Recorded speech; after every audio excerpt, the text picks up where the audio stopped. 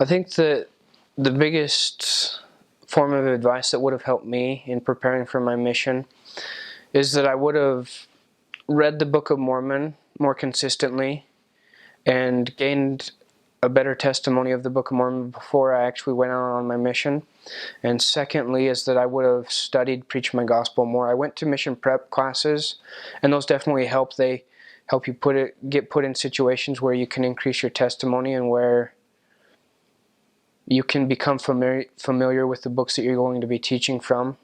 And so I would say definitely attend those meetings, take full advantage of those, and read the Book of Mormon every day.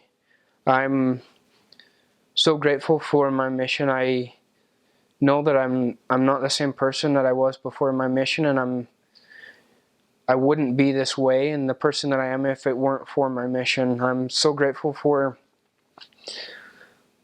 my Heavenly Father and for Jesus Christ in sending me there to Philadelphia and to meet the people there. My testimony grew immensely of the restored gospel, and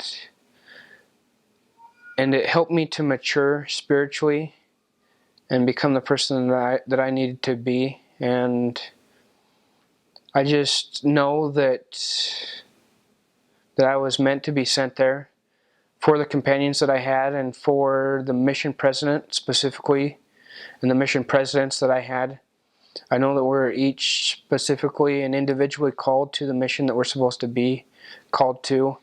There were experiences in my mission that I know prepared me for things in life, for getting married and for meeting my eternal companion.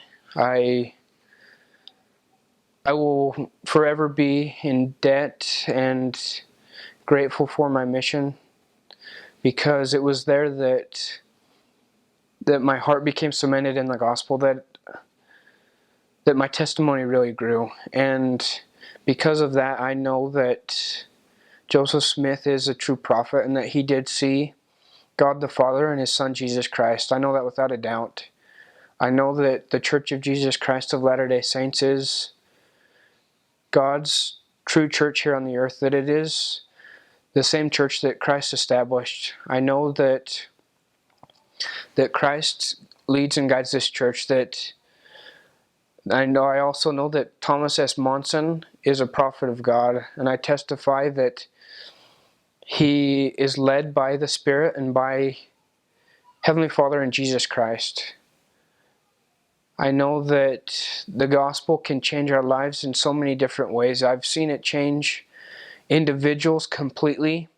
I've seen it change their countenance, their way of being, and I've seen it completely transform families. One of the biggest reasons why I wanted to go on a mission was to bring, especially families in the Philadelphia, Pennsylvania mission, the happiness that me and my family experienced growing up because we had the gospel.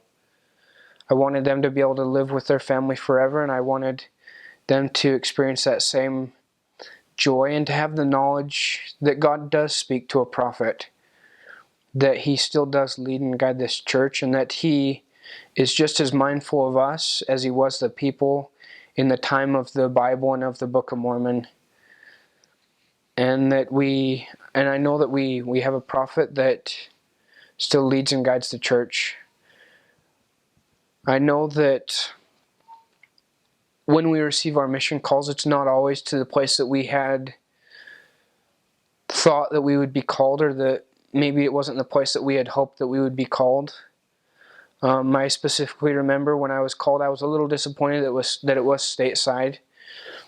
But looking back, if I could have gone anywhere in the world, it would have been to that mission, just because I know that there were people there that I was supposed to meet. There were companions that I was supposed to have, and the mission presidents that I had were there, and that I was put in their mission for a specific reason. I know that as we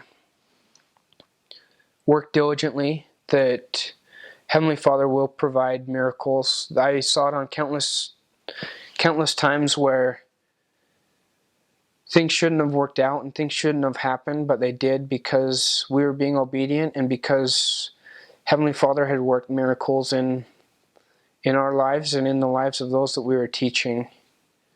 One specific experience comes to mind where we were teaching a woman who had been taught by various companionships in the past, and she had been drinking coffee and smoking since she was very young. Her parents used to put coffee in her bottle when she was little, and that's what she grew up on, and that's what she'd been drinking forever. And so she didn't believe that she could quit smoking and quit drinking coffee to obey the word of wisdom. And we tried various programs with her to help her, and one day we got to a point where we thought, okay, we've got to do something different. Something's got to change. And so her son was the ward mission leader at the time, and he gave her a blessing, and that blessing completely changed her. She went from smoking a pack of cigarettes a day to not smoking at all. She said that one time she gave in to temptation and put a cigarette to her mouth, and it tasted disgusting. She put it down and she never smoked again, and she never drank coffee again. And she was able to get baptized, and it completely changed their family. It brought a new hope and a new light into their family that wasn't there before, and that's what the gospel is all about. It's about changing people and helping us become the best people that we can be in this life, so that we can serve those around us and so that we can further God's kingdom.